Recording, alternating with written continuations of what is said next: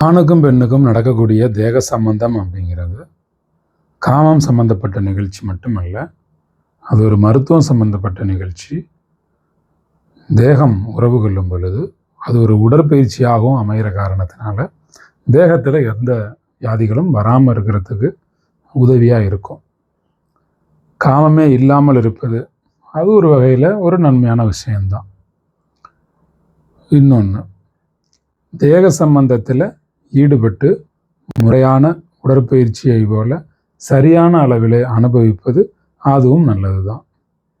எங்கே கெடுதலாக மாறுதுன்னா, காமம் அதிகமாக அனுபவிக்கும் பொழுது அதிக காமத்தாலே பிரச்சனைகள் உண்டாகுது. இது ஒரு கெடுதல்.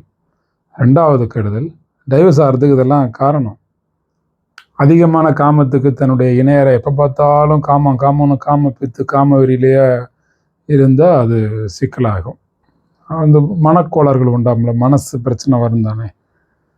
உடம்புலையும் ஆரோக்கியம் போயிடும். அதிகமான காமம் இருக்கும்போது உடம்புலையும் ஆரோக்கியம் போயிடும்.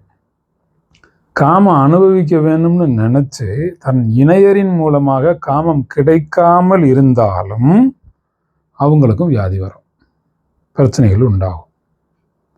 இப்போ ஒரு 34, 35 இந்த வயசுக்கு பிறகு பெண்களுக்கு ஜென்ரலி இப்போ நான் சொல்கிறது 100% பெண்களுக்கு இப்போ நான் சொல்கிறது ஜென்ரலாக 34 வயசுக்கு பிறகு செகண்ட் இன்னிங்ஸ் ஸ்டார்ட் ஆகும்.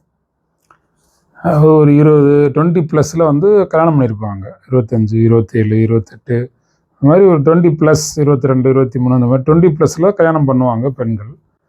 திருமணம் செஞ்சு ஒரு குழந்தை பிறந்திருக்கும், அல்லது 2 குழந்தை கூட பிறந்திருக்கும். அந்த குழந்தைக்கு ஒரு 7 வயசு 5 வயசு அப்படி ஆகியிருக்கக்கூடிய நேரம் தான் அந்த பெண்ணுக்கு 34 வயசு வரும். இப்போ ஏற்கனவே விட்டு அனுபவித்த அந்த காமம் அப்படிங்கிறது அதை பற்றி மைண்டில் அவங்களுக்கு, இப்போ நம்ம எந்த ஒரு வீட்டுக்கு குடி போனாலுமே போன முத நாளே செட் ஆகாது, இல்லை போக போக தானே செட் ஆகும். அது மாதிரி அந்த ஆரம்ப நேரங்களில் அனுபவித்த காமம் திரும்ப மைண்டில் ப்ராக்டிஸ் ஆகி அந்த 34 வயசுக்கு பிறகு 34, 35, 36, ஒரு 40 வயசுலன்னு வச்சுக்கோங்களேன், செகண்ட் இன்னிங்ஸு வேகமாக எடுக்கும், காமம் ஊற்றெடுக்கும். அந்த 34லேருந்து 40 வயசுக்குள்ளே காமம் செகண்ட் இன்னிங்ஸு ஸ்டார்ட் ஆகும். அதிக காமம்னா ஏற்கனவே அனுபவித்த காமத்தை விட கொஞ்சம் அதிகமாக தேவைப்படும். அப்போ அது மாதிரி நேரத்தில் தன் கணவன்கிட்டேருந்து அதை அனுபவம் பண்ணணும்னு அவங்க நினைப்பாங்க. அந்த அனுபவத்தை தன் கணவன் கொடுக்கலைங்கிற போது அப்போ மனசில் பிரச்சனை உண்டாகும். சில பெண்களுக்கு வாய்ப்பு வெளியில் கிடச்சிச்சின்னா வேறு ஒரு ஆண் மூலமாக அனுபவிச்சுக்குவாங்க. இப்போ அவங்கக்கிட்ட போய் ஏன் இப்படி வேற ஒரு ஆணுக்கிட்ட போகிறீங்க, ஏன் புருஷன் வேலைக்கு ஆகலை, எதுவுமே செய்யலை, வர்றான் சாப்பிட்றான் தூங்குறான், வேலைக்கு போகிறான், வர்றான் சாப்பிட்றான் தூங்குறான், ரிப்பீட்டு. இவன் கூட நான் எப்படி வாழ முடியும்? எனக்கு மனசுலையும் உடம்புலையும் ஆசை இருக்குது, இந்த ஆசையை நான் யார் மூலமாக தீர்வு செய்கிறது அப்படின்னு ஒரு கேள்வியை கேட்டு அவங்க நியாயப்படுத்துகிறாங்க அவங்களுடைய அந்த உறவு முறையை. இப்போ இதை புரிஞ்சுக்கிட்டு ஒரு கணவன்மாரும் தன்னுடைய மனைவியோட செயல்பாடு, சில பேர் என்ன நினைக்கிறாங்கன்னா, வயசாயிருச்சு, 40 வயசாச்சு, 42 ஆச்சு, 43 ஆச்சு, 35 வயசாச்சு, 2 பிள்ளையாயிருச்சு, இனிமேல் என்ன அப்படின்னு நினைக்கிறாங்க. இது கணவன் மனைவி 2 பேருமே நினச்சிட்டு 2 பேரும் அமைதியாக இருந்துட்டாங்கன்னா பிரச்சனை இல்லை. யாராவது ஒருத்தர் ஏன் அதெல்லாம் நம்ம தேவையில்லை நினச்சி ஒருத்தர் தேவைன்னு நினைக்கும் போது தான் அங்கே தான் பிரச்சனையே கிரியேட் ஆகுது, அங்கே தான் டைவர்ஸ் மைண்ட் செட்டு கிரியேட் ஆகுது. இது உடலுறவு ஒரு பெரிய விஷயமா, இதுக்காகவெல்லாம் மனசு கோளாறு வருமா, இதுக்காகலாம் முகத்தை தூக்கி வச்சுக்குவாங்களா அப்படின்னா அப்புறம் வேற எதுக்காக முகத்தை தூக்கி வச்சுக்கிறது, வேற எதுக்காக கோவப்படுறது? இதுவும் ஒரு காரணம்தான். ஏங்க, காமெல்லாம் ஒரு விஷயமானு கேட்குற ஆளுகளுக்கு சொல்கிறேன். பசிக்குது, உங்களுக்கு சாப்பாடு போடல, என்ன ஆவீங்க? 2வது வேளையும் பசிக்குது, சாப்பாடு இல்லை. 3வது வேளையும் பசிக்குது, சாப்பாடு போடல. சாப்பாடு கிடைக்கிற இடத்துக்கு போவீங்கல்ல, இல்லை சாப்பாடை உருவாக்க நினைப்பீங்கல்ல, இல்லை நீங்களே சமைச்சு சாப்பிட்ணும்னு நினைப்பீங்களா, ஏதாவது ஒரு வகையில் உங்கள் பசியை போக்கணும்னு நினைப்பீங்களா? பட்டினி கிடந்து செத்தா போகிறீங்க? காமமே தேவையில்லை, காமெல்லாம் ஒரு விஷயமா, இதனாலெல்லாம் டைவர்ஸ் ஆகுமான்னு சில பேர் கேட்குறீங்கல்ல, அவங்களுக்கு சொல்கிறேன். 24 மணி நேரமும் உங்களை பட்டினி போட்டால் ஏதாவது ஒரு வகையில் உணவை தேடுவீங்கல்ல, பசியை தீர்க்கணும்னு நினைப்பீங்கல்ல. அதுபோல தான் இது. உடல் பசி, ஆத்ம பசி, மனப்பசி. தன் இணையருக்கு தேவையானதை கொடுக்க முடியலை, அதை விட்டுட்டு இதெல்லாம் ஒரு விஷயமா அப்படின்னா காமம் ஒன்றும் அவ்வளோ ஒரு பெரிய தப்பானது இல்லையா? காதலை அழகாக எடுத்து சொல்வதற்கு ஒரு ஆணுக்கும் பெண்ணுக்கும் கிடைச்சிருக்கக்கூடிய அந்த காமத்தில் தான் பரிசு கொடுக்க முடியும். பரிசு அப்படின்னா தன்னுடைய இணையரை மகிழ்விப்பதற்கு கூச்சம் இல்லாமல், வெட்கம் இல்லாமல், எந்த விதமான அசூயை பார்க்காம, அருவருப்பு பார்க்காமல், உடலில் இருக்கக்கூடிய பாகங்களை எல்லாம் பயன்படுத்தி இன்பத்தை கொடுக்கணும். அந்த காதலை வெளிப்படுத்துறதுக்கு காமங்கிறது அவங்களுக்கு கிடைச்சிருக்கக்கூடிய ஒரு அற்புதமான ஒரு விஷயம். இப்போ காமத்தின் மூலமாக தன்னுடைய காதல் பரிசுகளை கொடுப்பார்கள். கிஃப்ட்னா பொருட்களை வாங்கி பணத்தால் பொருட்களை வாங்கி கொடுக்கறத மட்டும் நான் சொல்லலை. அந்த கிஃப்ட் இல்லை. அந்த உடல் உறவில் ஆக்ஷன்ஸ், அவங்களுடைய நடந்து கொள்ளக்கூடிய நிலைகள், நடந்து கொள்ளக்கூடிய முறை, அந்த நேர நீட்டிப்பு, ஒரு மணி நேரம் 1.5 மணி நேரம், சிலர் 1/2 மணி நேரம், அந்த நேரத்தில் முழுமையாக கவனிக்கிறது, தேகத்தை கொழுந்து விட்டு தீ எறிவது போல ஒரு அற்புதமான ஒரு இன்பத்தை கொடுக்கணும்னு நினைக்கிறது, ஒரு மிகச்சிறந்த ஒரு மின்சாரத்தை பாய்ச்சுவது, இதெல்லாம் காதலோட வெளிப்பாடாக அந்த காமத்தை காதல் என்பதை வெளிப்படுறதுக்கு பயன்படுத்துகிறாங்க. இதில் என்ன தப்பு இருக்கு? தேவைன்னு நினைக்கிறவங்க அப்படிதான் இருப்பாங்க. தேவையில்லைன்னு நினைக்கிச்சு பிரம்மச்சாரியம் இருக்கிறவங்க இந்த வீடியோவை பார்க்க வேண்டிய அவசியமே இல்லையே. இந்த வீடியோவில் நான் சொல்லிக்கிட்டு இருக்க விஷயங்களை கேட்டுக்கிட்டு இது தேவையானதும் தேவையில்லை, அப்புறம் எதுக்கு வீடியோ பார்க்குறீங்க? பிரம்மச்சாரிகள் எதுக்குப்பா வீடியோ பார்க்கணும்? பாதிக்கப்பட்டவர்கள் பாதிப்பிலிருந்து சரி செய்து கொள்ள இந்த வீடியோ பார்க்கலாம். இன்னும் வாழ்க்கையை எப்படி மேன்மைப்படுத்திக்கிறது அப்படிங்கிறவங்க பார்க்கலாம். கணவன் மனைவிக்கான உளவியல் தெரிஞ்சுக்கிறவங்க இந்த வீடியோ பார்க்கலாம். டைவர்ஸ் மைண்ட் செட்லேருந்து ஒரு குவாலிட்டியான மைண்ட் செட்டுக்கு மாறணுங்கிறவங்க பார்க்கலாம். சில பேர் டைவர்ஸ் வாங்கலாமா வேணாமான்னு இருப்பீங்க. இதுக்கெல்லாமா டைவர்ஸ் வாங்கணும் அப்படின்னு நினச்சி நீங்கள் ஒரு நல்ல மனநிலைமைக்கு மாறவும் இந்த வீடியோ உதவியாக இருக்கும். இல்லை டைவர்ஸ் வாங்கி தான் ஆகணும் அப்படின்னு ஒரு முடிவுக்கு வர்றதுக்கும் இந்த வீடியோக்கள் உதவியாக இருக்கும். 2ல் 1 முடிவெடுக்கவும் இந்த வீடியோ உதவியாக இருக்கும். பிரம்மச்சாரம் ஃபாலோ பண்ணுறவங்க எதுக்கு இந்த வீடியோ பார்க்கணும்? நான் என்ன சொல்கிறேன்னு ஏன் கேட்கணும்? இது கணவன் மனைவி சம்மந்தப்பட்ட டைவர்ஸ் மைண்ட் செட் பற்றின வீடியோ பிரிவு தானே இது.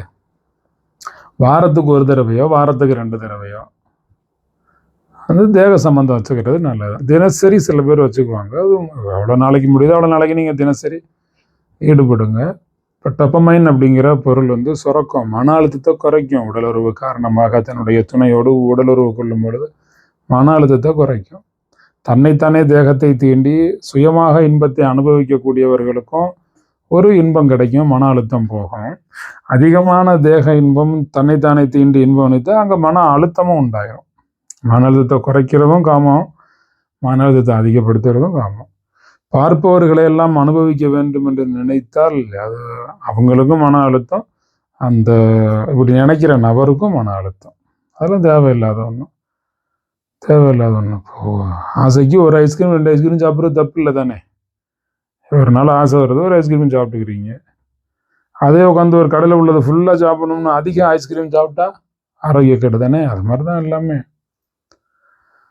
இப்போ நடைபயிற்சி செய்வது என்ன நன்மை தருமோ, ரன்னிங், வாக்கிங், ஜாக்கிங் இதெல்லாம் என்ன நன்மை தருமோ, யோகா என்ன நன்மை தருமோ அதை தேக சம்பந்தம் தரும். ஜிம்மோ ஜாக்கிங்கோ இதெல்லாம் போய் உடற்பயிற்சி செய்யக்கூடியவங்களுக்கு இந்த படுக்கை அறையில் செய்யக்கூடிய தேக சம்பந்தங்கிறது அது ஒரு பெரிய உடற்பயிற்சி. அதை கட்டில் யோகான்னே சொல்லுவோம்.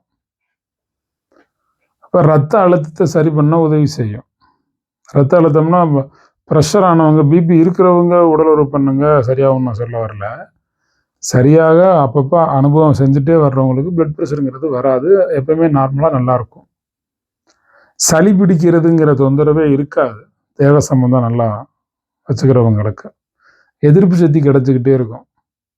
அடிக்கடி தேக சம்பந்தம் கொள்ளக்கூடியவங்க, விருப்பத்தோட தேக சம்பந்தம் வச்சுக்கிறவங்களுக்கு இந்த வீடியோ பார்த்து அப்போ உடல் வச்சா நல்லது சும்மா ரெடிமேடெல்லாம் மெனக்கட்டெல்லாம் சொல்லி வச்சு செய்கிற மாதிரிலாம் பண்ணக்கூடாது. இயல்பாக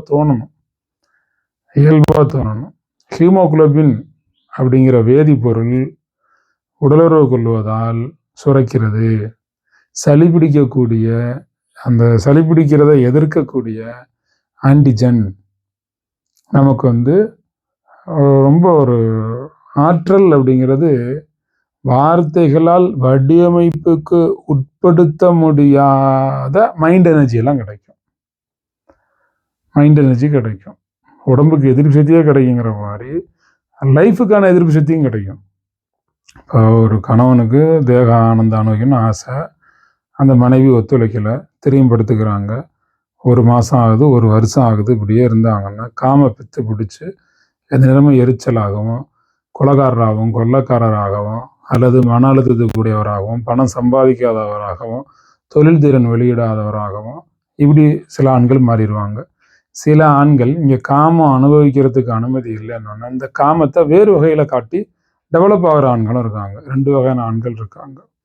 இப்போ மேக்சிமம் காமம் கிடைக்காதனால நொந்து போகிறவங்க வாழ்க்கையை அழிச்சுக்கிறவங்க தான் அதிகம். அடிக்கடி உறவு வைத்து கொண்டால் இளமையாக நினைத்து கொண்டே இருக்க முடியும், இளமையை தக்க வச்சுக்க முடியும்.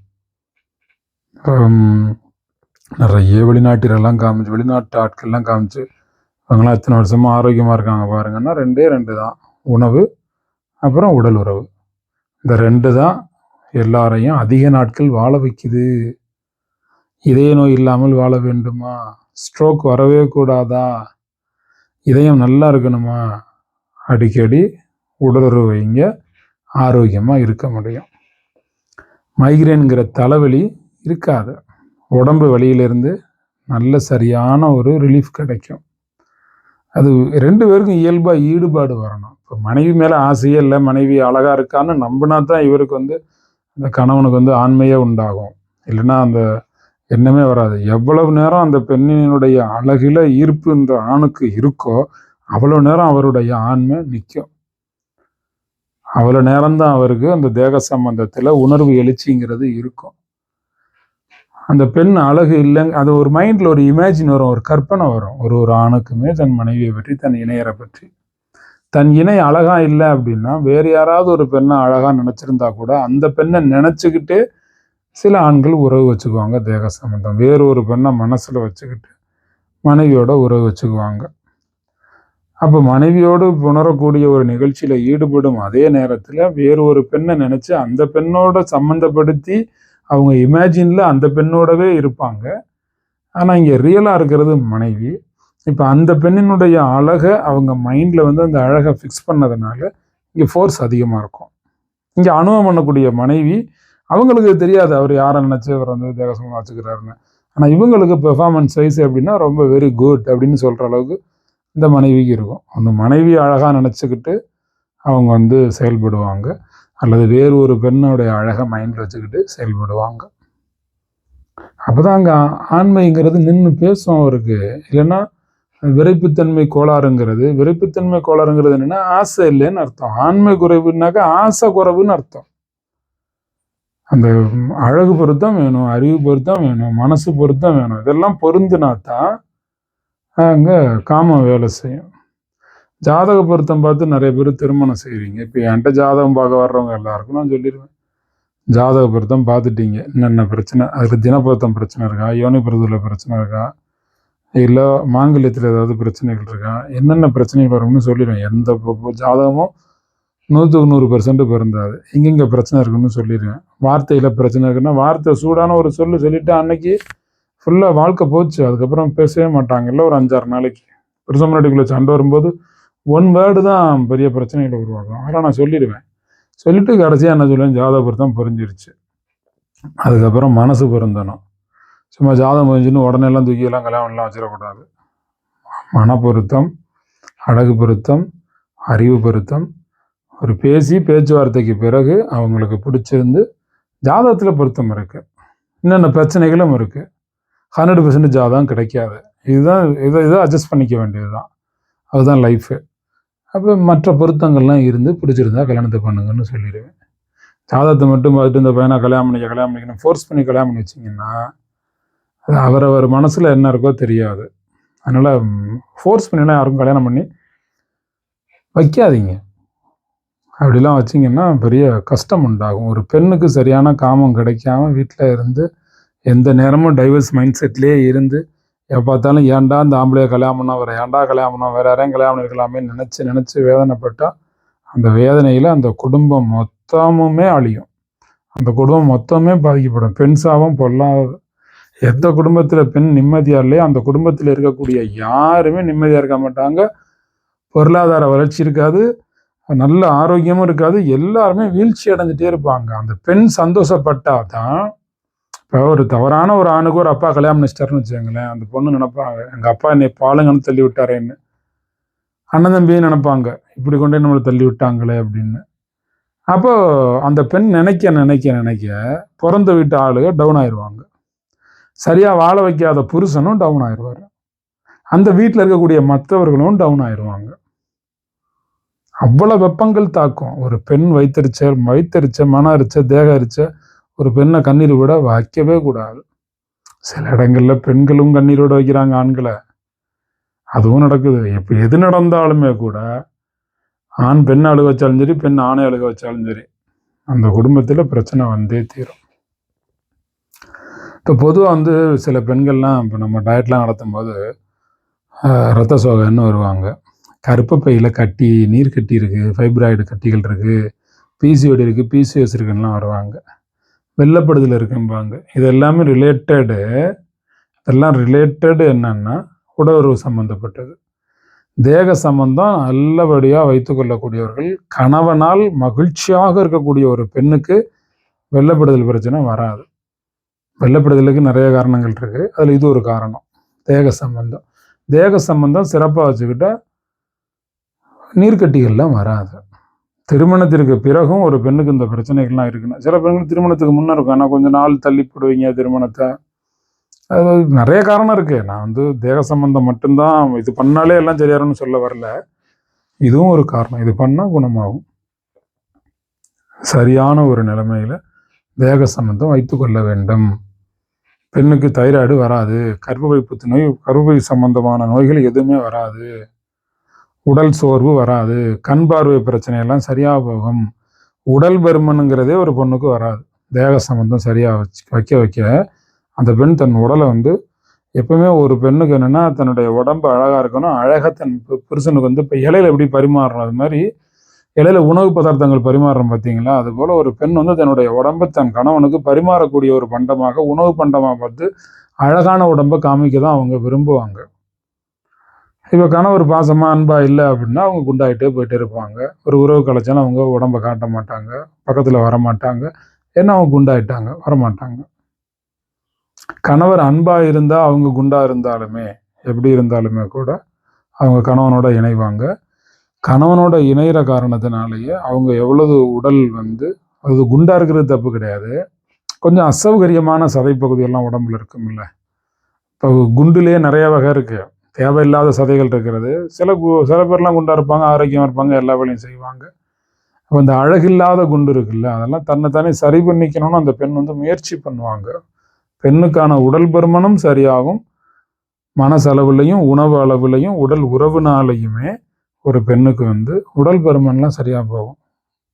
சீராக உறவு வைத்து கொண்டிருந்தால் உடல் பருமனுங்கிறதே வராது ஒரு பெண்ணுக்கு.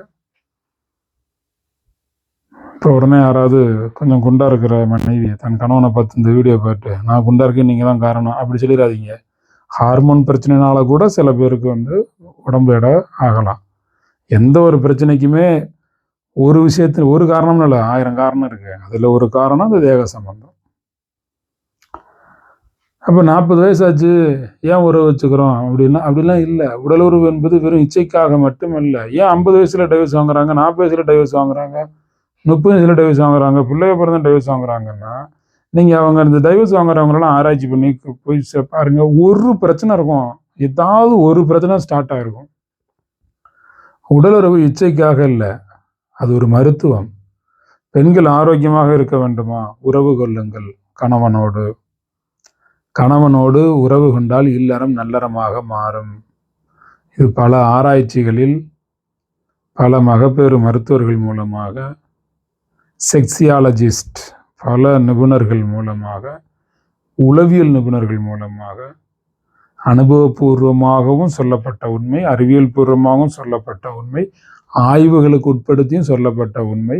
எவ்வளவு நாள் உங்களுக்கு தேக சம்பந்தம் வைத்துக்கொள்ள வேண்டும் என்று தோன்றுகிறதோ அவ்வளவு நாள் வைத்துக் கொள்ளுங்கள். அன்பு என்கிற வழியில் தான் இதை செயல்படுத்த முடியும். அன்பு இல்லைன்னா வம்பாவே தான் இருக்கும், தேக சம்பந்தம் வச்சுக்க முடியல. இப்போ காமம் அப்படிங்கிறதே காமம் மட்டும் இல்லை, இது காமம் வரணும்னா அங்கே பாசம் இருக்கணும், அன்பு இருந்திருக்கணும், விட்டு கொடுத்து இருந்திருக்கணும், 2 பேரும் கலந்து பேசி இருந்திருக்கணும், அந்த குடும்பத்தினுடைய செயல் வழிமுறைகளை அடிக்கடி டிஸ்கஸ் பண்ணியிருக்கணும், வீட்டில் நடக்கக்கூடிய செயல்பாடுகளை நல்ல முறையில் பேசி இருந்திருக்கணும். அது என்ன செயல்பாடுகள் அப்படின்னா, புருஷனுடைய நடுவில் சண்டை வந்தது ஏதாவது ஒரு காரணமாக இருக்கும்னு சொன்னேன்ல. இப்போ புருஷனுக்கு புதினா பிடிக்காதுன்னு வச்சுக்கோங்களேன், இந்த மனைவி எல்லா சமையல்லையும் புதினாவே போட்டு செஞ்சா எப்படி? இப்போ சில பேர் வீடுகளில் வந்து தோசையாகவே நைட்டு ஊற்றிக்கிட்டே இருப்பாங்க, தோசையாகவே ஊற்றி கொடுத்துட்டே இருப்பாங்க. இந்த கணவனை ஏதாவது பொருளை வாங்கியாந்து கொடுங்கன்னா வாங்கியாந்து கொடுக்கவே மாட்டார். வேறு வழி இல்லை, டெய்லி தோசைமாவே கொடுக்குற மாதிரி தோசை ஊற்றியே கொடுத்துட்டு இருக்க மாதிரி இருக்கும். நிறைய மளிகை பொருட்களை வாங்கியாந்து வீட்டில் வச்சா தானே இது இல்லைன்னா அது, அது இல்லைன்னா அதுன்னு ஒரு கோதுமை உப்புமா கொண்டு வரலாம், ஒரு அரிசி உப்புமா கிண்டி வைக்கலாம், ஒரு கஞ்சியை காய்ச்சி வைக்கலாம், ஒரு சத்து மாவு கஞ்சி வைக்கலாம், ஒரு பேரிச்சம்பழம் போட்டு அடை சுட்டு வைக்கலாம், இல்லை அரிசி மாவில் மிளகாய் எல்லாம் போட்டு பருப்பெல்லாம் போட்டு அடை சுடலாம். கொஞ்சம் விதவிதமாக பண்ண முடியும். கொஞ்சம் எனர்ஜியாக வெரைட்டியாக இருக்கணும்னு ஒரு டிஃப்ரெண்ட்டாக ஒரு புரோட்டா செய்து கொடுக்கலாம், ஒரு நூடுல்ஸ் ஒரு வெரைட்டி செஞ்சு கொடுக்கலாம், சிறுதானிய வெரைட்டி ஒரு நூடுல்ஸ் செஞ்சு கொடுக்கலாம். எதுவுமே வாங்கி அந்த புருஷன் வீட்டில் லோட் பண்ணல அப்படின்னா இருக்கிறது அந்த ஃப்ரிட்ஜில் ஒரு தோசை மாவு தான், அதை ஊற்றி அந்த குடும்பம் போயிட்டே இருக்கும். இப்போ எதுவுமே செலவே பண்ணாமல் ஒரு ஆண் இருந்தால் அப்போ அந்த குடும்பத்தில் இது ஒரு பிரச்சனை போதுமே, சின்ன பிரச்சனைகள் போதும். சில வீட்டில் வந்து பாத்திரத்தை எல்லாம் நைட்டு வந்து என்ன செய்வாங்க, அதாவது காலையிலேருந்து யூஸ் பண்ணுற பாத்திரத்தெல்லாம் அந்த கழுவுற இடம் இருக்குல்ல, கிச்சனில் ஒரு பகுதி இருக்கும், அங்கே சேர்த்துக்கிட்டே வருவாங்க. டெய்லி காலையில் கழுவுவாங்க. காலையிலேருந்து நைட்டு ஃபுல்லாக சேர்க்குற பாத்திரத்தை அந்த பக்கம் ஒரு பக்கம் சேர்த்துக்கிட்டே வருவாங்க. உடனே கழுவி வைக்காமல் சேர்த்துக்கிட்டே வருவாங்க. இது வீட்டில் உள்ள மற்றவங்களுக்கு பிடிக்காது. அப்போ டென்ஷன் ஆவாங்க, அதனால ஒரு சண்டை வரும். டீ குடிக்கிற டம்ளர் எங்கேயாவது வச்சுட்டு வந்துடுவாங்க. இப்போ கணவர் ஒரு டீ சாப்பிட்றாரு, மனைவி ஒரு டீ சாப்பிட்றாங்கன்னா எங்கேயாவது வச்சுட்டு வந்து அதில் எறும்பு இதெல்லாம் வச்சுட்டு கிடக்குமா, பக்கத்தில் ஏதாவது ஒரு புக்கு வச்சுருப்பாங்க, அதுக்குள்ளே 2 எறும்பு முளையுமா, ஒரு லேப்டாப் ஒன்று இருக்கும், ஏதாவது சாப்பிட்டு ஏதாவது பண்ணுறதை அங்கே போட்டு வந்துட்டான்னு வச்சுக்கோங்க. இப்போ கணவனா மனைவியோ அவங்களோட லேப்டாப் எங்கே இடத்துல இருக்குது, அந்த இடத்துல லேப்டாப் அல்லாத இன்னொரு நபர், அந்த கணவன் மனைவி, இப்போ வந்து மனைவியோட லேப்டாப் இருக்குது, கணவன் வந்து ஒரு காரச்சல் சாப்பிட்டாங்க பக்கத்தில் போட்டு வந்துட்டாருன்னு வச்சுக்கோங்க, அதுக்குள்ளே நுழையிற எறும்பு அந்த சின்ன எறும்பு லேப்டாப்புக்குள்ளே நுழையும். அப்போ லேப்டாப்பில் அதுக்கப்புறம் போய் அங்கே பட்டனை வந்து நம்ம டைப் பண்ணோம்னா 2 எழுத்து விழுகாது, ஏன்னா உள்ள எறும்பு போய் வேலையை பார்த்து வச்சுருக்கோம். உடனே இது ஒரு சண்டையாக வரும். இப்படித்தான் சண்டை புருஷன் இடையில வர்றதெல்லாம். இப்போ இந்த மாதிரிலாம் சண்டை இருந்தால் உடலுறவு நடக்குமா? நடக்காது. இல்லை, அப்போ உடலுறவு நடக்கணும்னா டைரெக்டாக உடலுறவு இல்லை, மன உறவு நடக்க வேண்டும், பாச உறவு, அன்பு உறவு, இதெல்லாம் நடந்தாதான் இங்கே தேக சம்பந்தத்துக்கு வர முடியும். தேக சம்பந்தங்கிறது கிளைமேக்ஸ் இல்லை, இதெல்லாம் நடக்கணும். அப்போ தேக சம்பந்தம்னா நேரடியாக தேக சம்பந்தம் கிடையாது, இதெல்லாம் நடந்து தான் அது. அப்போ அன்பாக இருக்கணுங்கிறது தான் அடிப்படை விஷயம். இதெல்லாம் ஒரு ஃபேமிலியில் இருந்தால் டைவர்ஸ் மைண்ட் செட்டு வராது. 3 வருஷம் பொறுத்து போகலாங்க, 5 வருஷம் பொறுத்து போகலாங்க, அதுக்கு மேலாம் பொறுத்து போக வேண்டிய அவசியம் இல்லைங்க. கல்லானாலும் கணவன், புல்லானாலும் புருஷன், அதனால் அடித்தாலும் முடிச்சாலும் அப்படியே இருன்னா அதெல்லாம் பஞ்சாயத்து பேசி சேர்த்து வைக்கக்கூடியவங்களுக்கு. பழி சொல்கிற அளவுங்களுக்கு வழி சொல்ல மாட்டாங்க. இப்போ மாமன் மச்சான், அண்ணன் தம்பி, சித்தப்பா பெரியப்பா, அண்ணன் தம்பி, இவங்கெல்லாம் ஒரு கூட்டு குடும்பமாக இருந்து ஆளுக்கு வந்து பஞ்சாயத்து பண்ணி பேசி புரிய வைப்பாங்க. அப்போ வந்து கல்லானாலும் கணவன், புல்லானாலும் புருஷன்னு சொல்லி அந்த பெண்ணுக்கு மனசில் புரிய வைக்கிறதுக்கு பயன்படுத்தின வார்த்தை அது. உங்களுக்கு 4 பேர் வந்து பஞ்சாயத்து பண்ணுறாங்களா, 4 குடும்பத்தை பார்த்து, எப்படின்னா கூட்டு குடும்பத்திலலாம் கூட்டு குடும்பம்னு இல்லை, சொந்த பந்தம்னு வாழும்போதே ஒரு தம்பதியரை பார்த்து இப்போ வந்து நம்ம மாறிக்கிட்டே இருப்போம், கற்றுக்கிட்டே இருப்போம். இவ்வளோ அன்பாக இருக்காங்களா நம்ம மாறிக்கும், இவ்வளோ அன்பாக இருக்காங்களா மாறிக்கும். சண்டை இருக்கும் தான், வம்பு இருக்கும் தான், எடுத்தோன்னே எல்லாம் பழகிறதில்ல, போதெல்லாம் வரும் தான், போக சண்டை வரும், போக நம்ம பழகி நல்லா ஆயிடுவோம். அதெல்லாம் பல குடும்பங்களாக இருக்கும்போது வந்துச்சு.